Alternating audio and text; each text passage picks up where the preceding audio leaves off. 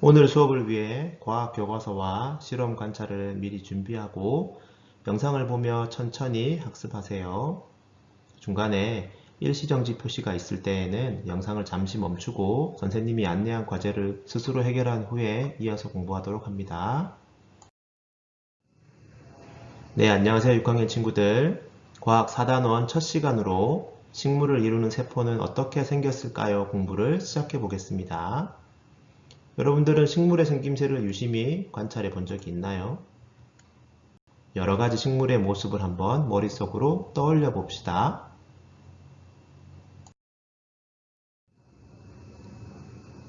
우리 주변에는 다양한 식물들이 있습니다. 식물들을 대부분 뿌리, 줄기, 잎, 꽃과 그리고 열매로 이루어져 있죠. 줄기는 굵은 기둥처럼 생긴 것도 있고 또 많은 가지들로 이루어져 있습니다.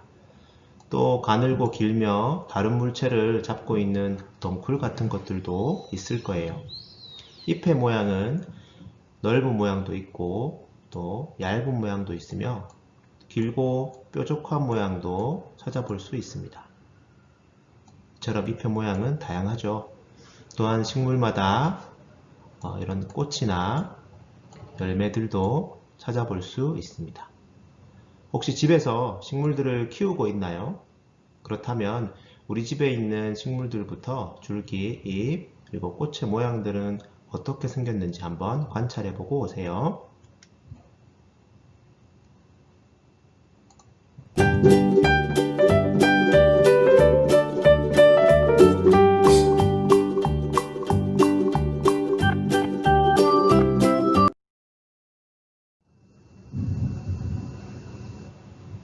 집에 있는 식물들을 잘 보고 왔나요?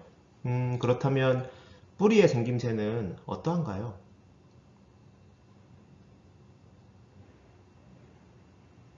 네, 이처럼 수염처럼 보이는 식물들도 있고요.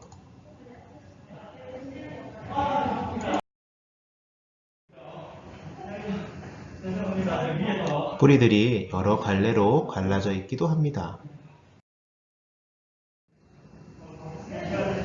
때로는 이렇게 굵은 부분이 있기도 하며 또 가느다란 부분도 있죠.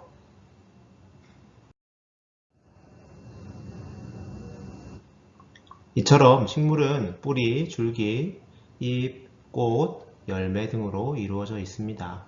이번 단원에서는 어떤 공부를 한번 해보고 싶나요?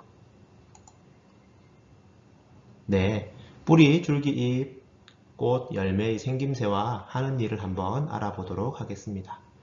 그런데 이런 식물들은 무엇으로 이루어져 있는지 궁금하지 않나요?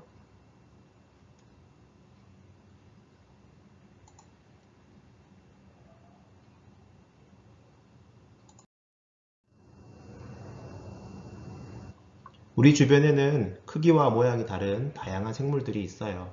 모든 생물은 세포로 이루어져 있는데 세포는 대부분 크기가 매우 작아 눈으로 보기는 어렵답니다. 이번 시간에는 식물을 이루는 세포는 어떻게 생겼는지 같이 알아보도록 하겠습니다.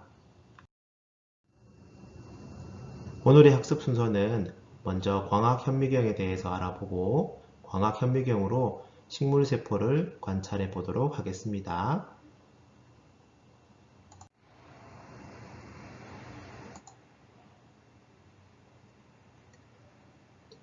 작은 것을 크게 볼 수 있는 도구에는 어떤 것들이 있을까요? 네, 친구들이 생각하고 있는 것과 같이 돋보기, 확대경, 현미경 등이 있을 거예요. 그 중에서도 현미경은 눈으로는 볼 수 없을 만큼 작은 물체나 물질을 확대하여 관찰하는 장치를 말합니다. 네, 특히 이 광학 현미경은 물체를 비출 때 빛을 사용하는 현미경을 일컫는 말이랍니다.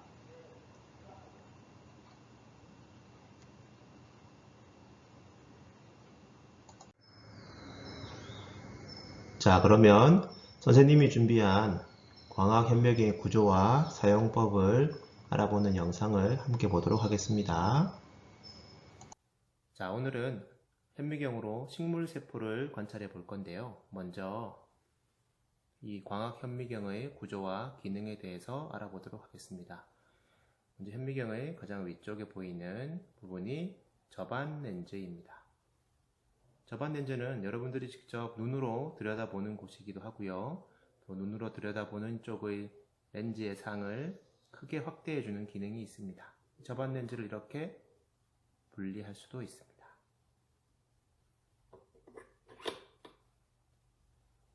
그 다음 경통은 지금 돌아가는 부분이 보이죠? 이 경통은 이 접안 렌즈와 아래쪽 대물 렌즈를 연결해주는 관 역할을 하고 있고요. 회전판은 경통 아래쪽에 위치하고 있습니다. 이 회전판 아래쪽에는 이 대물 렌즈가 여러 개가 붙어 있어서 이렇게 배율을 바꿀 때 활용하도록 할 수 있습니다. 이 대물 렌즈는요, 직접 표본을 향하고 있고 표본을 확대하는 기능이 있습니다. 배율을 바꿀 때는 이렇게 대물 렌즈를 바꾸어서 관찰을 할 수가 있겠죠. 네, 그 다음 이 재물대는 표본을 올려놓는 곳이고요. 그 다음 현미경 뒤쪽에 보면 나사가 두 가지가 있어요. 좀 더 크게 보이는 이 파란색 부분의 나사가 조동 나사로 이 경통이나 재물대가 움직이는 게 보이죠? 재물대를 위아래로 크고 빠르게 움직일 수 있습니다. 그래서 위아래로 많이 움직이기 때문에 상을 찾을 때 활용하는 나사이고요. 이 미동 나사는 재물대가 아주 미세하게 움직이게 됩니다. 그래서 상을 찾고 난 이후에 상에 초점을 맞추는 나사로 활용을 할 수 있습니다. 자, 그 다음 조리개는 여기 재물대 아래쪽에 있는데요. 빛의 양을 조절하는 역할을 합니다. 여기 재물대의 빛의 양을 조절하는 스위치가 있고요. 스위치를 켜면 조리개에서 빛의 밝기가 점점 밝아지고 다시 어두워지고 합니다.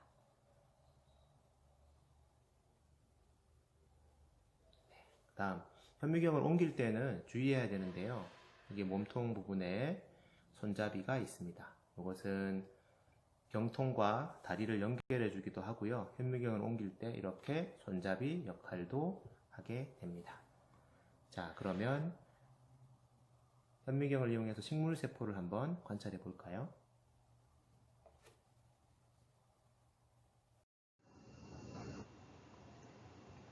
네, 영상을 잘 보았나요?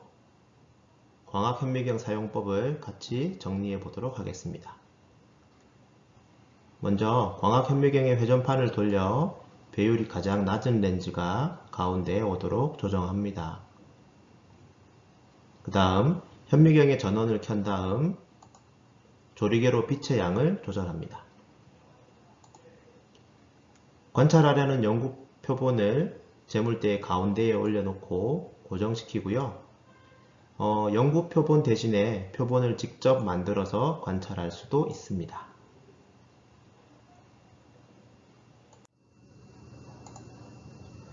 재물대를 조정하기 위해서는 조동나사로 재물대를 위로 올려 연구 표본과 대물 렌즈의 거리를 가장 가깝게 합니다. 이때 렌즈가 표본에 닿지 않도록 유의하세요. 접안 렌즈로 보면서 조동나사로 재물대를 천천히 아래로 내립니다. 상을 찾고 나면 미동나사로 상이 뚜렷하게 보이도록 조절하고 저배율에서 점점 고배율로 바꾸어 가며 관찰합니다. 이제 광학 현미경으로 식물 세포를 한번 관찰해 볼까요?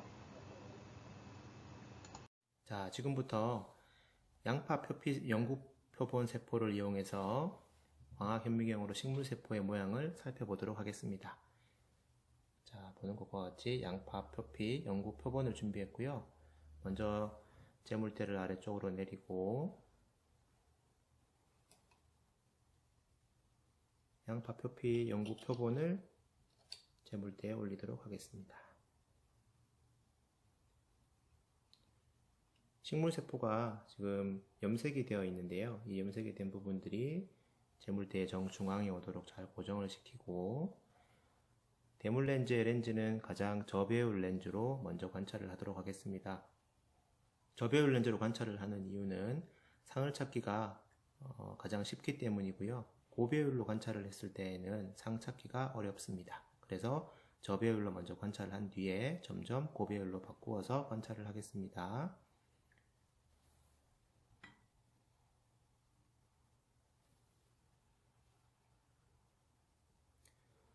먼저 조동나사를 끝까지 올린 상태에서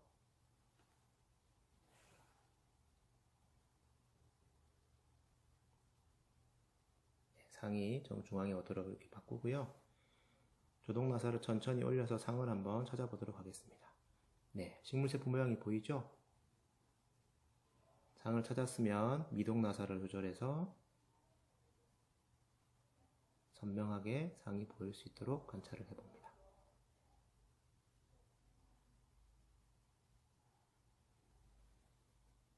이번에는 조금 더 높은 배율로 관찰을 해보도록 하겠습니다.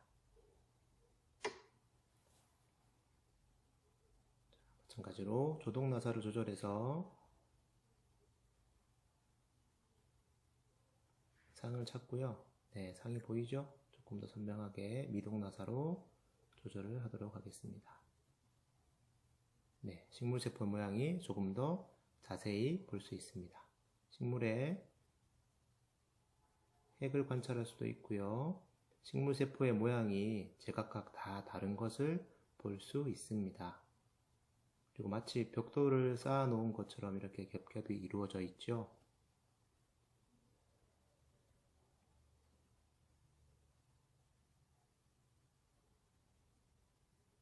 네, 여러분들도 직접 눈으로 관찰해 보면 제일 좋겠지만 선생님이 지금 카메라로 보고 있는 이 모습을 실험 관찰에다가 한번 자세히 기록을 해 보도록 하겠습니다.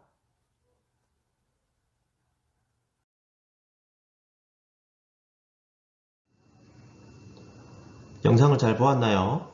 광학 현미경으로 관찰한 양파 표피세포를 그림과 글로 나타내 보겠습니다. 실험 관찰은 34쪽이고요. 영상을 앞으로 돌려서 광학 현미경으로 본 양파 표피세포의 모습을 직접 보면서 실험 관찰에 나타내 보면 되겠습니다. 그 전에 현미경으로 관찰한 것을 그리는 방법을 설명을 해주도록 할게요. 먼저 현미경으로 관찰한 것을 그릴 때에는 적당한 크기의 원을 그립니다. 접안 렌즈로 들여다본 광학 현미경 안의 모습을 표현한 것이고요. 원의 중심을 지나는 수평선과 수직선을 연하게 그린 뒤에 이것을 이등분하는 보조선을 연하게 그립니다. 그리고 난 다음에 선생님이랑 같이 함께 보았던 영상에서 접안 렌즈로 보이는 시야에 수직선과 수평선이 있다고 상상하면서 원안의 같은 위치에 옮겨 그리도록 합니다.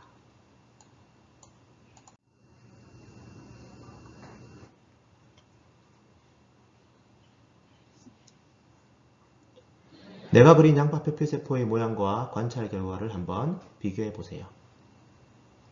세포의 핵은 둥근 모양이고 염색이 되어 붉게 보이는데요. 선생님이 촬영한 영상은 약간 푸르게 보이는 모양이었죠.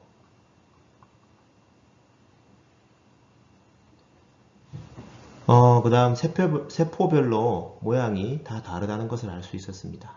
조금 더 길쭉한 것도 있고 조금 작지만 모양이 삐뚤삐뚤한 것들, 네모 모양으로 보이는 것들, 평행사변형으로 보이는 것들, 모양이 이렇게 일그러져 있는 것들 등 다양한 모양이 있다는 것을 알 수 있었습니다.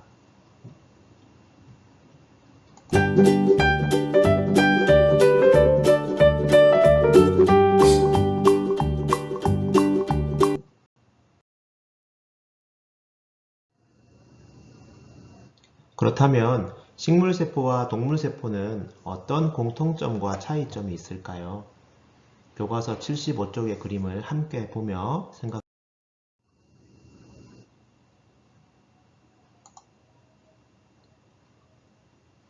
왼쪽은 식물세포의 그림이고요. 오른쪽은 동물세포의 그림입니다. 한번 유심히 관찰해 보세요. 공통점과 차이점을 찾을 수 있나요?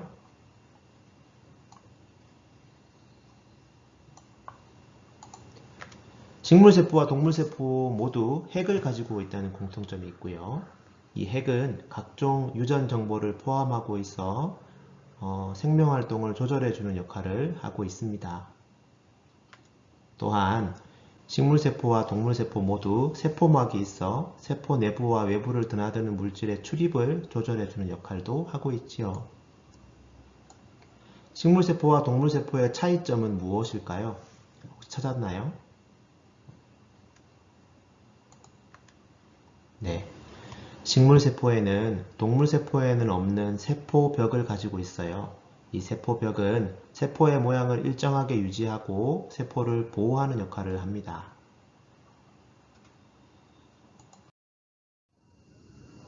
이제 실험 관찰에 식물세포와 동물세포의 공통점과 차이점을 정리해 봅시다.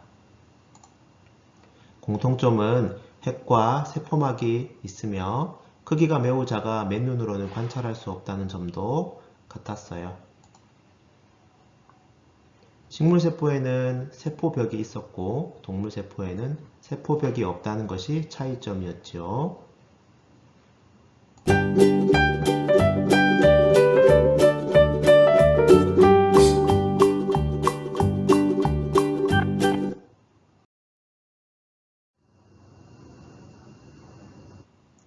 영상이 끝나고 나면 오늘의 퀴즈 링크가 있습니다. 링크를 눌러서 퀴즈에 참여해 주세요. 모두 즐거운 과학 시간이었나요? 오늘 공부한 내용 중에 이해가 안 되는 것이 있으면 선생님에게 질문을 해주시고요. 다음 시간부터는 식물의 뿌리의 생김새와 하는 일에 대해 알아보도록 하겠습니다. 다음 시간에 만나요.